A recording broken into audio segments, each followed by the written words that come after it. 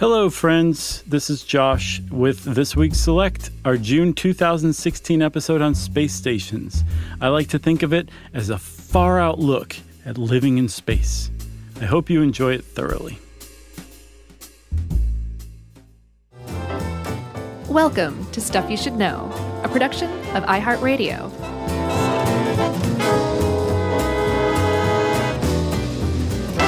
Hey, and welcome to the podcast. I'm Josh Clark with Charles W. Chuck Bryant and Jerry. This is Stuff You Should Know. Okay? You sounded like Steve Brule. We were just talking about Steve Brule, and that was very Brulesque. Burlesque. Not burlesque. Right, burlesque. Brulesque. You were saying you wish he'd do a movie. I'm surprised he hasn't. I could watch a continuous loop of Brule's Rules over and over and over. Yeah. And people thought your Don't Be Dumb was an homage to that, which... or homage or a ripoff, depending on who's saying it was neither, but it was reminiscent of it in good ways, but I don't think that meant it ripped it off or that you were paying tribute to it. It's definitely not intentional. It was just, coincidental. Two great things that go great together. Sure. Why can't there be both? Like Reese's Cups. Yeah. They go great with Kit Kats. Ooh, man, that'd be good. Sure. Just take two full Kit Kats and put two Reese's Cups in the middle like a sandwich. Uh-huh. I think you just came up with something. The new s'more. The Reese Cat. Chuckers. Yes. Have you ever looked to the sky at night, seen some stars flying by, and thought, why don't we live up there? Sure. Have you ever seen the ISS cruising? No, I used to. Apparently, you can. I used to get either texts or emails. I can't remember. You just put in your zip code, and it sends you texts or alerts when the ISS is going to be flying overhead. I thought you were going to say one of the lead astronauts would just text you, be like, "Josh, what up? What are you doing? We're over your house right now."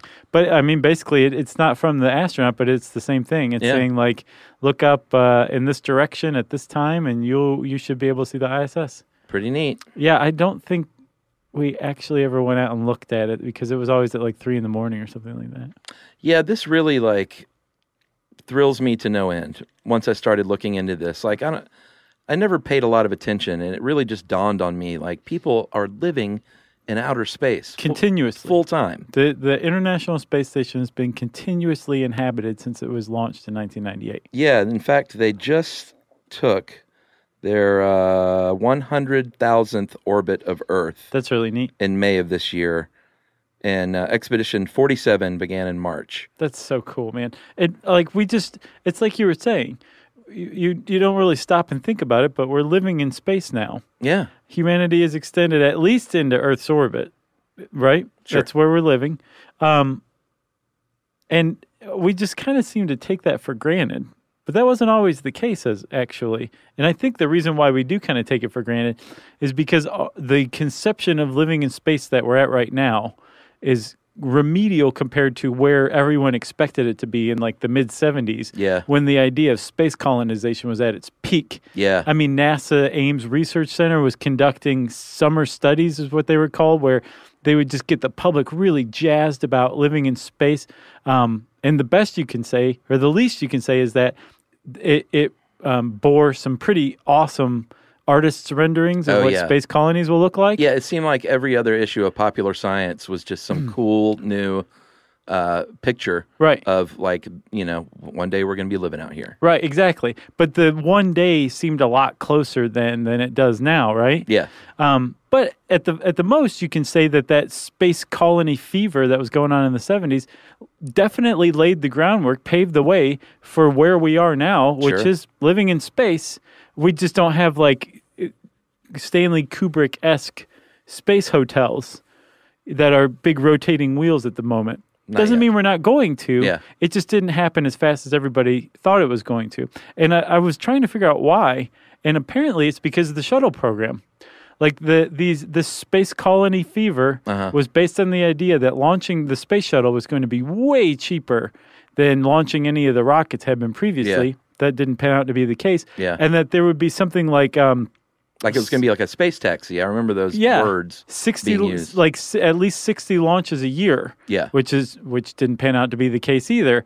But they thought that, it was just we were going to be going back and forth to space for like next to nothing all the time, and that we would be colonizing space pretty quickly. That didn't pan out. The space shuttle program didn't pan out to be that as cheap or as frequent. And so this dream of space colony, or this enthusiasm for space colonization, was kind of lost. But luckily, it wasn't lost by the actual engineers who were in charge of putting people in space and figuring out how to live in space. And that whole idea is probably still coming. It's just a little further down the road. Yeah, and there are many, many, many hundreds and hundreds of people that helped make this reality over the years. But a lot of this can be laid at the feet of Mr. Werner von Braun, who was the architect of the U.S. space program, and he was the big champion of space stations early on, like in a real viable way. Oh, he was like the Carl Sagan of his day. He realized that he had a quote. He said that we can publish scientific papers and treatises till hell freezes over, but if we don't get the attention of the taxpayer, we're not going anywhere. And how do you do that? You start putting people on the moon and start building space stations. Well, even more basic than that, he wrote like popular articles in popular magazines to get the public's imagination primed for that kind of thing. Yeah, and his idea was it was not just like, hey, look at a neat thing we can do. It's, you have an Antarctic outpost. You have, back in the old days, you had an out west outpost. He was like, we need an outpost. We need a place where people can live and work, and as their base station, essentially. Sure. Space is a frontier. Anybody who watches Star Trek knows that. The final frontier, right? Well, that's what we think. That's what we thought back then. Right. I'm sure there's other frontiers. New dimensions to explore. Sure. That kind of thing. Right. Well, let's just talk about why. What are some of the reasons we should do this? You mentioned just capturing the public, and it certainly would do a lot to rally people around spending funds on, space travel, NASA, allocating funds toward this kind of thing. Right. You mean like space tourism?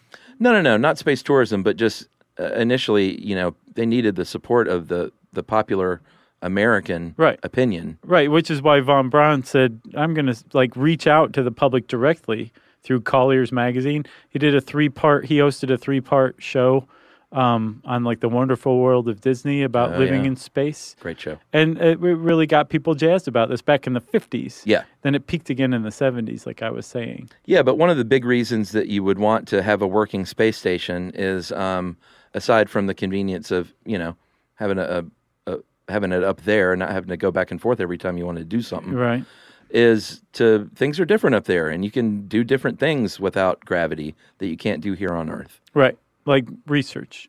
Yeah, like remarkable things. So it turns out gravity has a weird effect on crystals and the way they form. It flaws them. Yeah. Inevitably. But if you're out there in microgravity, there are far fewer flaws, and the crystals tend to form more perfectly. So you can do things like make really good semiconductors, right? Yeah. For microchips. Sure. You can also crystallize drugs better. Yeah. To make them more potent. Yeah. Make them really knock your socks off. So research up there that can make things better here. Right. Is the point. Not just research, but figure out how to do it there. Yeah. And then build on that by building a manufacturing facility for semiconductors out in space. Yeah, man. And then bring them back to Earth and be like, watch how fast this baby goes. Another thing that no gravity or microgravity does is it makes flames, flames here on Earth with our stupid gravity pulling it in every direction, makes the flame very unsteady and unpredictable. Makes studying combustion more difficult. Remember when we talked about fire? Yeah, fire in space is very consistent and perfect. It's round. Yeah. It's so cool. So you could potentially with a perfect flame like that perfect flame, there's got to be a song. Eternal Flame is what you're thinking of. No, I'm saying Perfect Flame. No, you're thinking of Eternal Flame. Such a Joshism. It's one of my favorites. Microgravity, though, you can have that eternal flame that is perfect and round. And you can study combustion in a more pure fashion. And you could build a better furnace, maybe, or find out how to reduce air pollution by making things more efficient. Right. And this is just like two things that you could do in space. I'm sure there are 1,000 things we could list. Right. And as a matter of fact, some of the early ideas for space stations were were concepts that used like moon mined minerals and materials and assembled in space so that you didn't have to launch them from Earth. Yeah. So this whole idea of like creating things in space was even used to form the basis of these places where we would actually live while we were doing this stuff. It's pretty cool. Yeah, it also offers a unique perspective on the Earth. If we're talking about landforms and oceans, your atmosphere. Speaking of which, they can take much better pictures looking in the other direction into deep space because they don't have that pesky atmosphere in the way. Right. So lots of great reasons to be up there, not the least of which is something you mentioned earlier, space tourism, which is going to happen at some point. Right. Like, people are looking into, who is this one company, Galactic Suite? Yeah, they're still at it. Well, now that I saw, their site really? still says they're planning on launching in 2012. Oh, I thought that they were still kind of, I mean, obviously not on that timeline. Right. Unless they, I mean, their site's still up. Somebody's still paying for the domain. That doesn't mean much. But it still says like they're gonna head for the stars in 2012. And then I found another Russian one that was looked pretty promising, but their site apparently was not updated since 2010. But a company called Bigelow Industries very recently had SpaceX ferry a capsule up to the ISS. It was an inflatable capsule that was a habitat module that was meant to be a prototype for a space hotel, and they couldn't get it inflated. It was they just aborted the mission. But like, people are still working on the concept of space tourism like today. Well, I know the Galactic Suite said they're like, we think it'll cost $4 million for a weekend stay. Mm-hmm. And our data suggests that there are about 40,000 people in the world that can and will pay for this. So maybe their site hasn't been updated because they got scared with the end of the world 2012 thing. Maybe. And while they were hiding in a cave somewhere, somebody played a prank on them, and they're still too scared to come out and update the site. Maybe. Well, Richard Branson, he's trying to fly people into space still. Yeah, I looked at that. I was like, wait a minute. Does this Alaskan Airlines merger, did that kill Virgin Galactic? And apparently not. It was just Virgin America that Alaskan Airlines took over, apparently in a hostile takeover. But Virgin Galactic's still at it. Okay. Well, that's good, I guess, if you're loaded and want to ride into space. Yeah, if you're Ashton Kutcher or Katy Perry. They were on the list, right? Sure. They have disposable income. Sure. Send the cooch up there. Right. The cooch. Either one. I feel like I should take a break and regroup, and then we'll start talking about space stations past. I'll take one with you.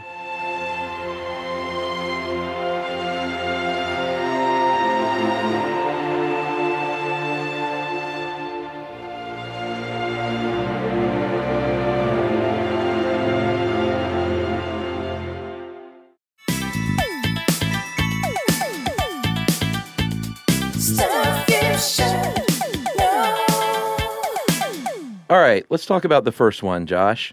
We had a great episode on the space race.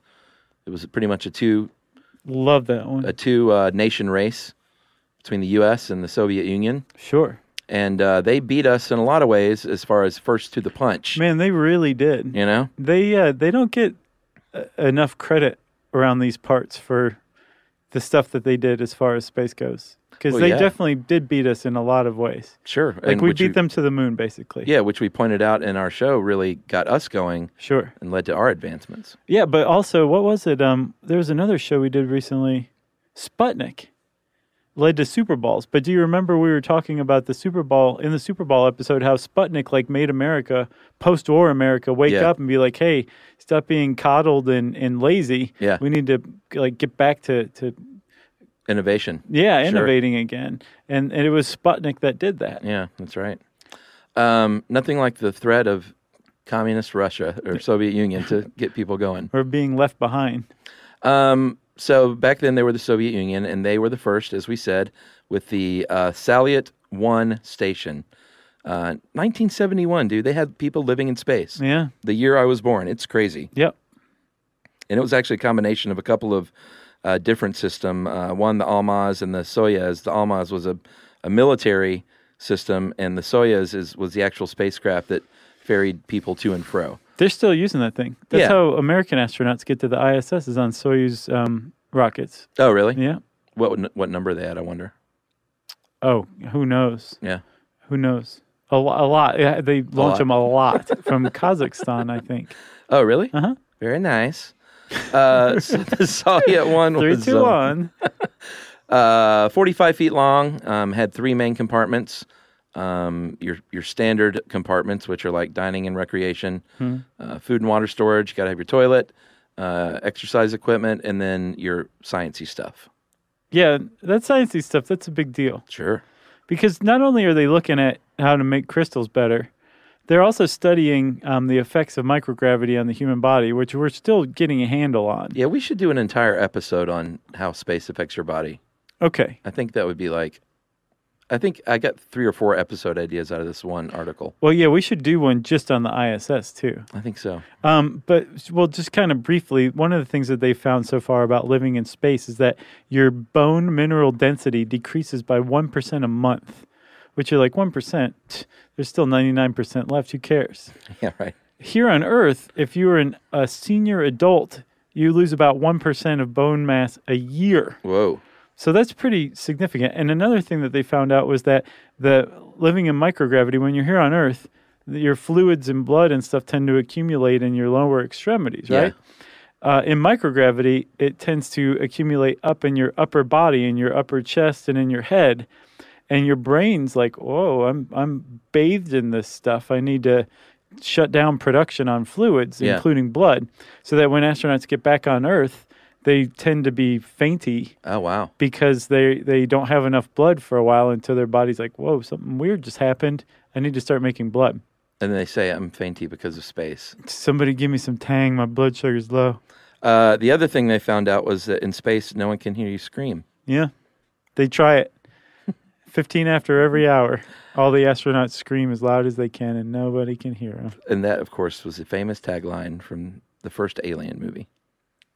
Oh, really? Yeah, I remember seeing the ad with the big egg in space. No one can hear you scream. I know. I was just teasing. I thought, that's terrifying. I'm going to watch it. Yep.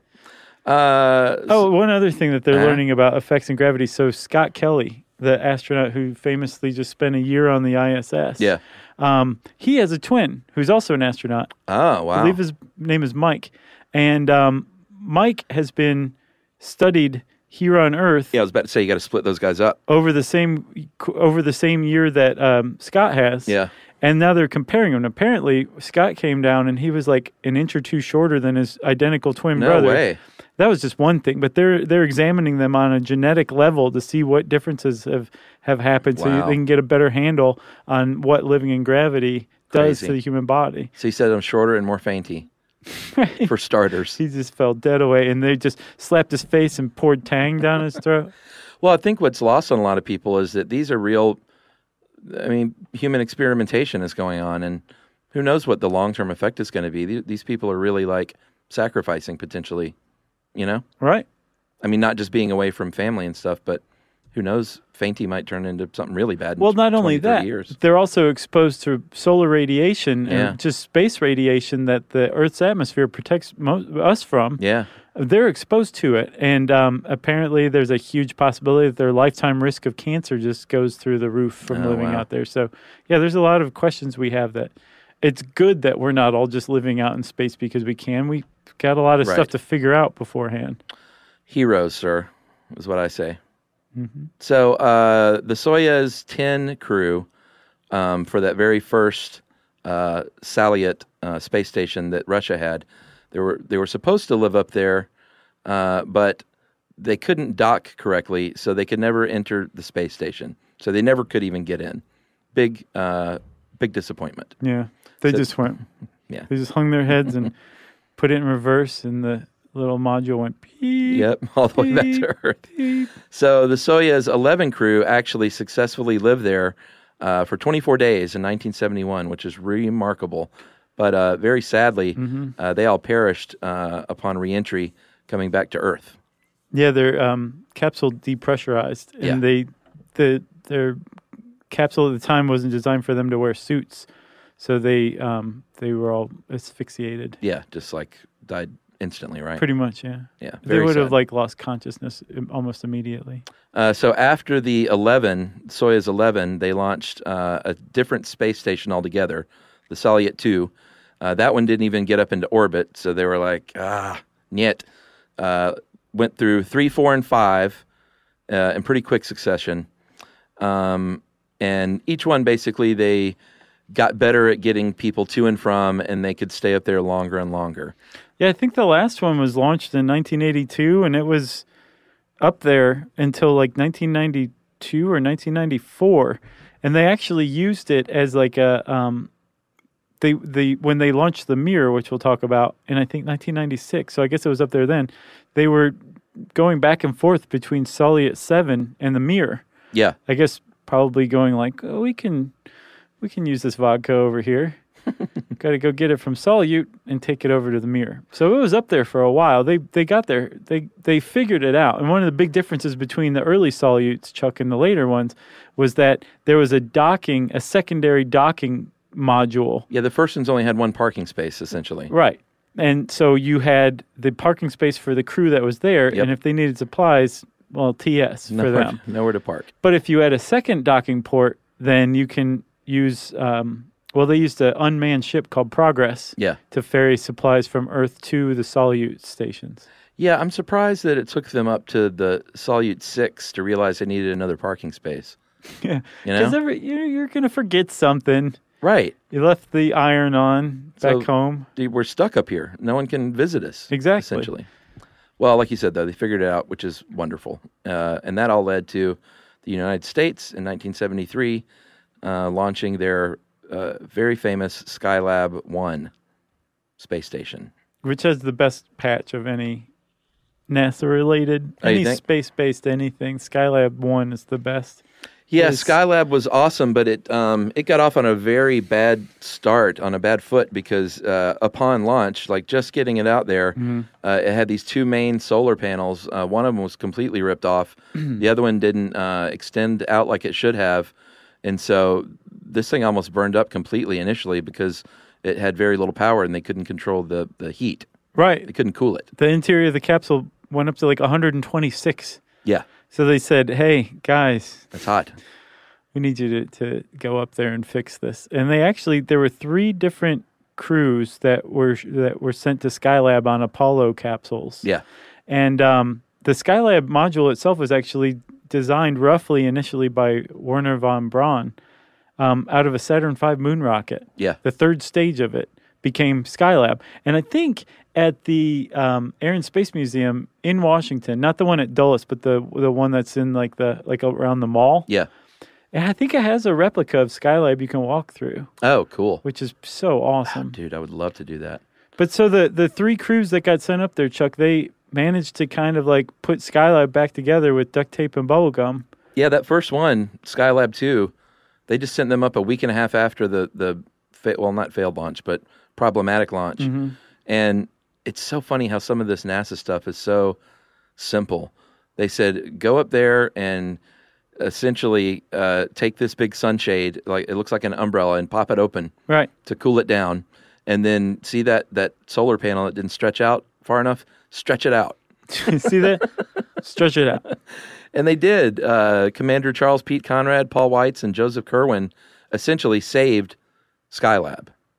Yeah. Right off the bat. And not just them. There were 3 crews that kind of did one after the other. Oh, yeah. They didn't overlap. But they finally got the thing working. And I think the last crew spent 84 days in orbit. Yeah. The first one spent 28. The next one, 59. And the final one, 84 days.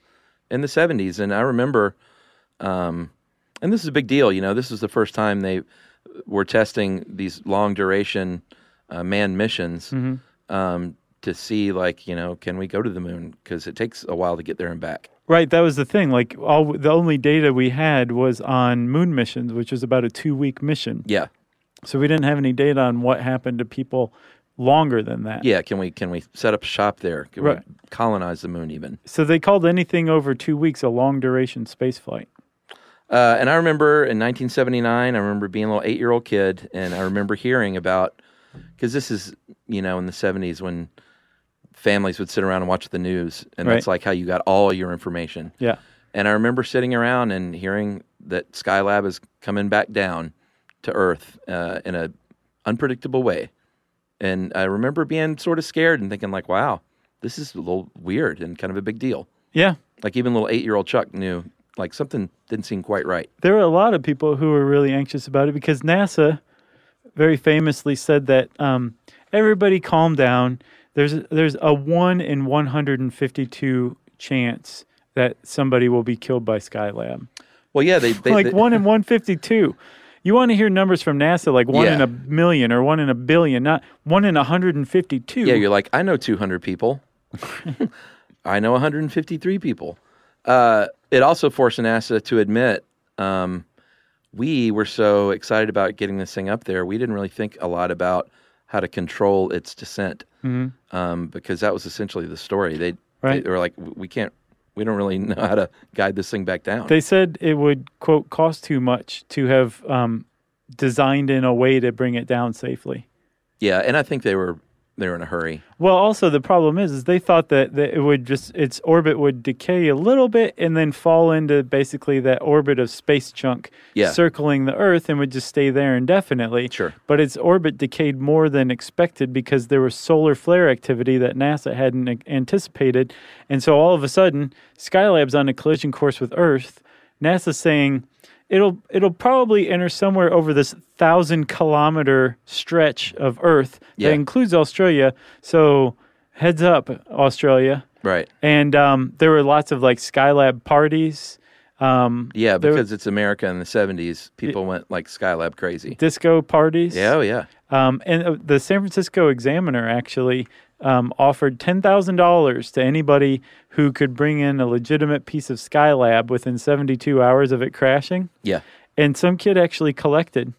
Yeah, an Australian. Yeah. He got on a plane. He had a little piece of Skylab because where did it end up crashing? In the Esperance, Australia, near Perth. Yeah, I mean, mostly in the ocean. Yeah. But they did get a pretty good amount of debris in Australia. Yeah, like sizable parts. But it's Australia. They're tough. They're like, everything tries to kill us. Your silly space station can't do it. Right. So, this kid flew over in San Francisco and said, here, pay up. Here's a piece of Skylab. Yeah, his name was Stan Thornton. He was 17. And like without even thinking twice about it, he grabbed it, hopped on a plane and went to San Francisco, like you said.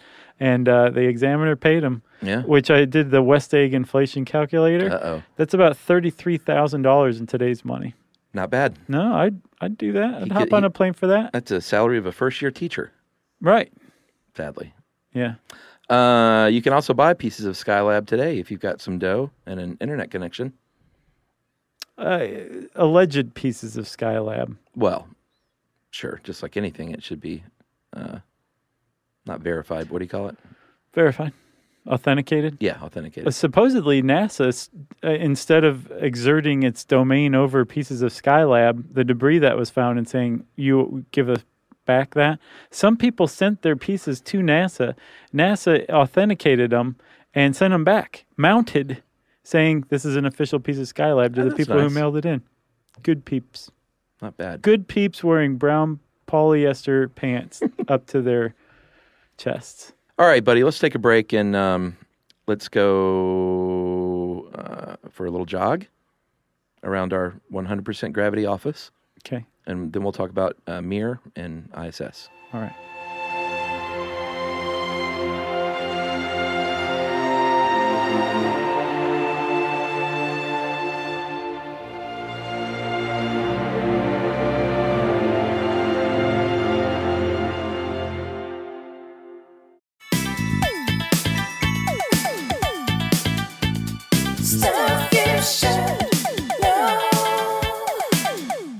All right, we talked about the Soyuz, which was the Soviet Union's big first success, and some failures, but overall, I think they saw it as a success. Right. And at the same time, a couple of years later, America had Skylab. And then the Soviets said, we can do better than what we're doing. We can do better than anybody else. We're going to create the Mir. Yeah. And by the way, Skylab was not supposed to be permanent. No. That was never the intention. But Mir was it supposed to be permanent? Mir? Yes. Yeah. Okay. So were the later Soviets. Okay. So the Mir definitely was meant to be a permanent one. All right. Well, the first crew, cosmonauts Leonid Kizim, Vladimir Solovyov. Nice. It's a great name. I think it was just those two dudes. They shuttled between the Salyut 7, which was being retired, and Mir. And there was some, like you said, there was some crossover there, right? An overlap. They had to get the vodka. Yeah, they had to get the vodka. Right. And they spent 75 days on the Mir, and it was continually manned over the next 10 years. Yeah. And, manned and built. It's not, they build these things out there or assemble them out there, I guess we should say. But they don't just launch a space station. Right, they carry, ready to go. They carry pieces of it out there. Right. Just like ISS, and they put them together. Although I think, as we'll see later on, I think the Chinese launched a full space station. Oh, really? Yeah. Of course they did. I think they did. But we're talking 2013. Come on. So the Mir had 12 main parts, which we won't go over all those because we don't like to just read lists. But, it's everything you would expect. It was a gee whiz space station. Yeah, a lot of sciencey stuff, a lot of modules, living quarters, transfer compartments, docking places. Right. They had more than one parking space. They figured that whole mess out. Yeah. And, it was like, we should have guests. And they did have guests. They had American guests, actually. They sure did. Which was pretty cool. It wasn't until the 90s after the Soviet Union dissolved. And actually, there was a cosmonaut aboard Mir when the Soviet Union dissolved on December 26, 1991. His name was Sergei Kirkakev. It's harder to say than you would think. Yeah. And he was known as the last Soviet citizen because apparently being in space made him immune from the dissolving of the Soviet Union. Oh, really? Yeah. Not really, but that's what everybody said about him, whether he liked it or not.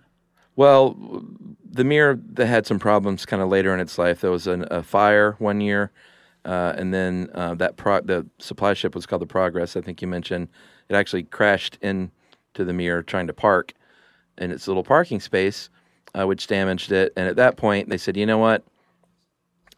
We should just make this thing space junk." Even though we thought it was going to be permanent. Mm-hmm. The U.S. is talking about this ISS station they want us to come help them with. Mm-hmm. And there was a big campaign to keep the Mir alive called Keep Mir Alive. And private corporations stepped in and said, no, let us take it over. Let's privatize this thing.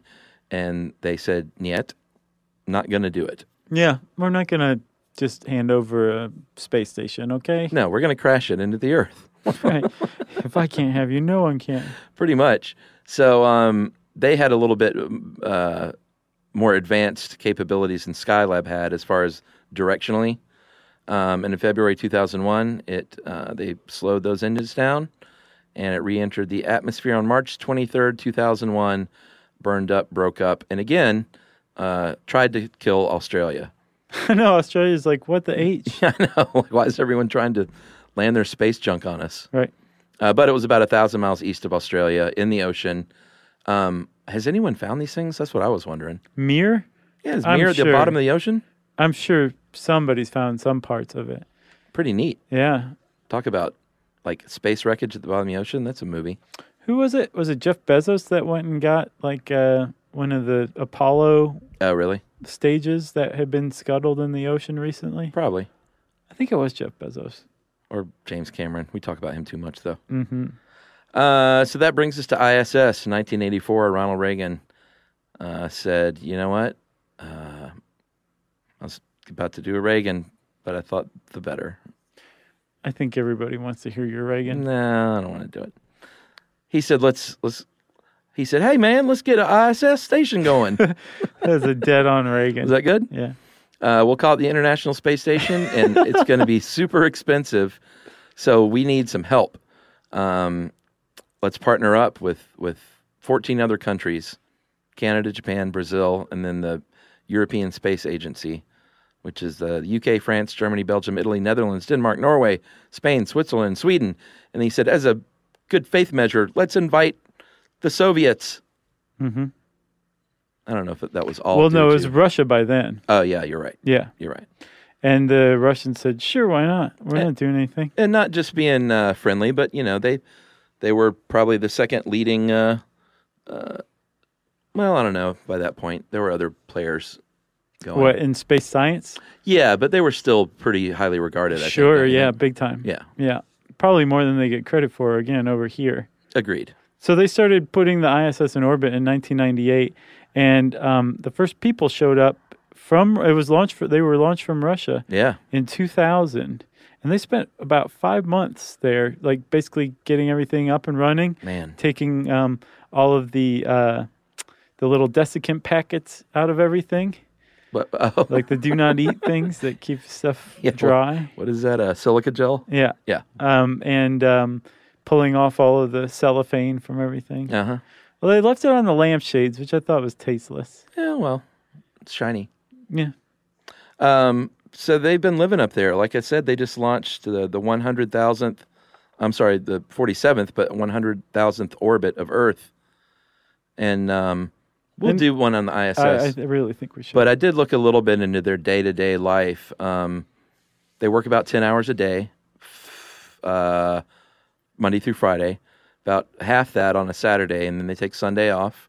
And then the rest of the time is, relaxation, emailing your family. Hanging out poolside. FaceTiming.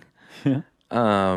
They have 16 sunrises and sunsets a day, which is decidedly weird on your body. So they generally just keep those windows closed so they can get on a reg schedule.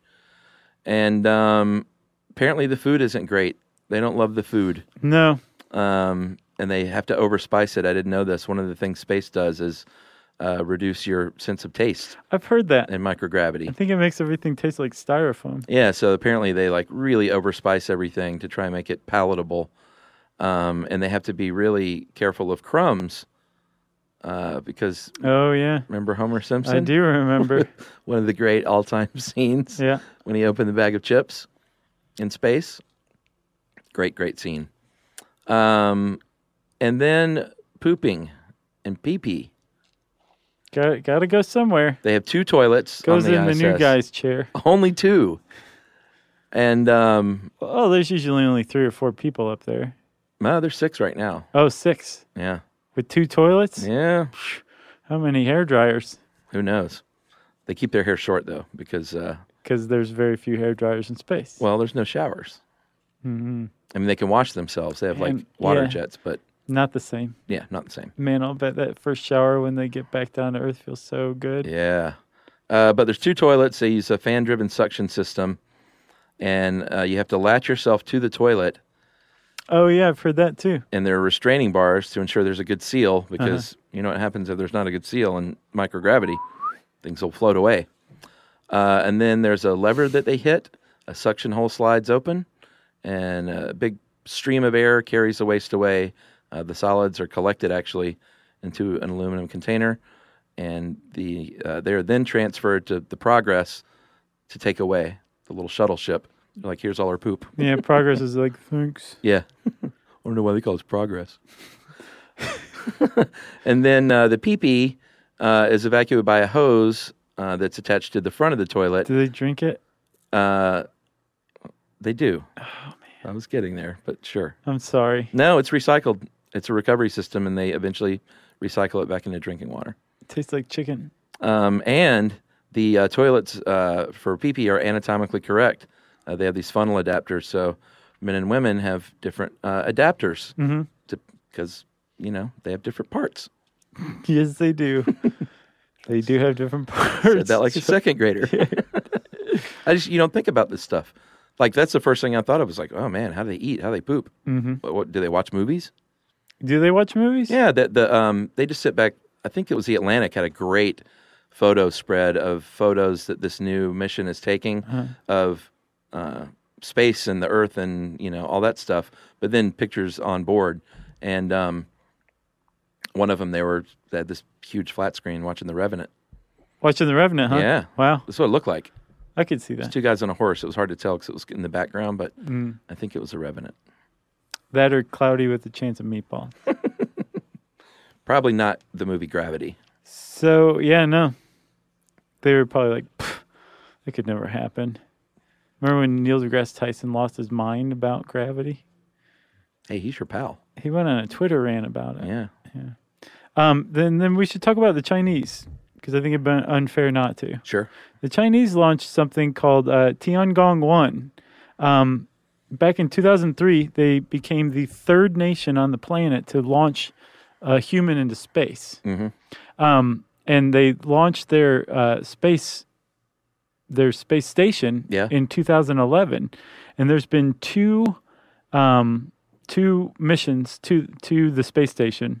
I think it's no longer active, but it's still up there. But the Chinese admitted this year that they've lost contact with the space station. Ooh. It's no longer under their control. Wow. So it may end up coming back down to Earth, and we'll have a new Skylab party for it. Right.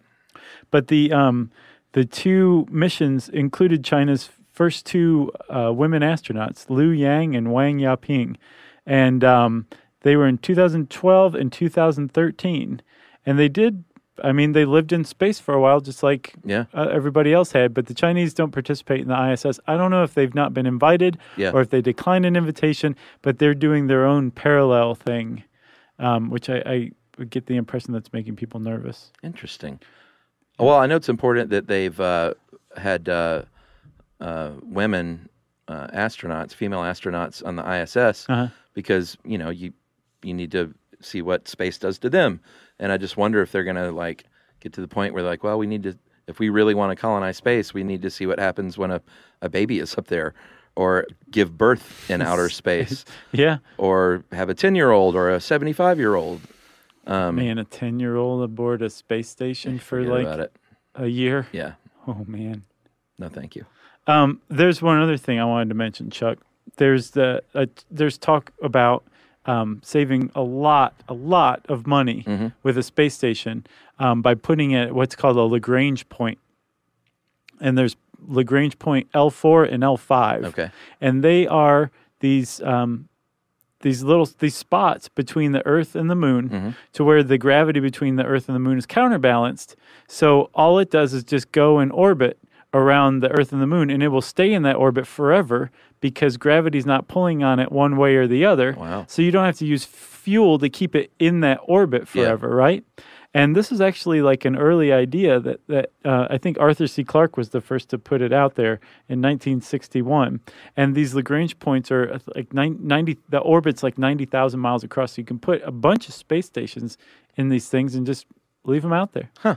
And there's actually something called the L5 Society that came about that is all about this kind of thing. I bet their parties are wicked crazy. Yeah. Well, they plan to disband on a space station in the L5 band at some point in the future. Really? When they all come together there for the first time. Sounds wonderful. Yeah. Oh, one more thing. Valery Polyakov. Yeah, record holder, right? Yep. 438 days he did aboard Mir in 1994 to 1995. Man. And he'd done 238 days before then. Crazy. I bet he's super fainty. Yeah, all the time. He's Russian, though. He can take it. You got anything else? I got nothing else. All right. Well, that's it for space stations for now. If you want to learn more about them, you can type those words in the search bar at How Stuff Works. And since I said search bar, it's time for listener mail. I'm going to call this, Chuck's graduation post. So I put out a post about my nephew graduating high school. Oh, yeah? Did he really? Wow. Yep. Man. Noah is graduated from high school. And Congratulations, also, Noah. The same year, my niece, Reagan, graduated college from Meredith College, moving to New York City like a good girl. Wow. And my other niece, Abby, moved on, matriculated into high school from middle school. Nothing better than matriculation. Nothing better. So I went to Noah's graduation, and it really, affected me much more than I thought it would, because I haven't been to a graduation since my own. Oh, yeah. And I didn't walk in the college one, so I literally have not been to a ceremony since 1989. Right. And it just stirred up all these amazing feelings. Oh, I thought you were going to say it made you mad. No, it was really, really neat just to hear these kids and their speeches. And I put a Facebook post. I was like, you know what? We're great. Millennials get a lot of crap, but like, talk to a 17-year-old for a little while who's doing it right, and we're headed in the right direction. Like, this very empathetic, caring, like, forward-thinking generation. Nice. So it was a really neat thing. So congratulations to all the graduates. Yeah. Especially, well, if you're listening, then I guess you are a listener. But all you Stuff You Should Know listeners that have been with us like throughout high school, we appreciate you. A girl named Hannah, I want to say, wrote in and asked for any advice for graduates. Oh, that's right. And she mentioned you in the speech. Yeah. So pretty congratulations to her as well. Pretty great stuff. But anyway. You're right. All Stuff You Should Know listeners who are graduating or matriculating, congratulations. Yes, very big accomplishment. So, this is from Brandy in Kansas. Hey guys, want to thank you so much for that Facebook post about Noah's graduation, how you have so much hope for the up-and-coming generation. I'm really excited about the world changers coming up. It's so rare to hear someone come out and say how awesome they are. On that thread, have you considered doing a show on Kids Today fallacy? It's a well-documented phenomenon where each generation downplays the bad things their own generation did and believes the ones that follow are lazy, spoiled, entitled. There are quotes literally dating back to thousands of years ago of this very thing. Wow. And the music stinks, too. I'm sure that's the other part of that. Yeah. Yeah, I'll bet. Or no. Yeah, the music today stinks. Ours is better. I would love to hear you explain this nonsense, help people stop being so crotchety, and instead recognize their role in helping to shape future generations. Second request, come to Kansas. You guys make fun of us enough, and it's time to pay us a visit. We top some lists for the most beautiful sunsets and landscapes, and also have cities on national lists of places to live. It takes more than a beautiful sunset to get us to do a live show. And listicles. We make fun of Kansas because of our good friend Aaron Cooper. Yes. And our buddy Isaac McNary is really the two people that we're targeting when we make fun of Kansas. And the governor. And it's all out of love because Isaac and Aaron are great. And we met Aaron at our show in Denver, and he's just as nice and cool as I thought he was going to be. And we met our pal Tyler Murphy, too. And met Tyler. Pretty awesome. And his friends Timothy and Sarah. And our friend Jane Janab was in the audience. And our old buddy Greg Storkin was in the audience. It was something else. Yeah, Denver was like some of our oldest fans were in attendance. So plus, it was a great show, too. It was wonderful. Anyway, we're not coming to Kansas. Thanks for a great show, guys. I only have a few episodes left to go before I'm caught up. And then I will enter the pit of despair. So at least satisfy one of my requests so you can help pull me out. And that is Brandy in Manhattan, Kansas. Thank you, Brandy. Good luck in the pit of despair. If you want to get in touch with us, you can send us an email to stuffpodcast@iheartradio.com. Stuff You Should Know is a production of iHeartRadio. For more podcasts from iHeartRadio, visit the iHeartRadio app, Apple Podcasts, or wherever you listen to your favorite shows.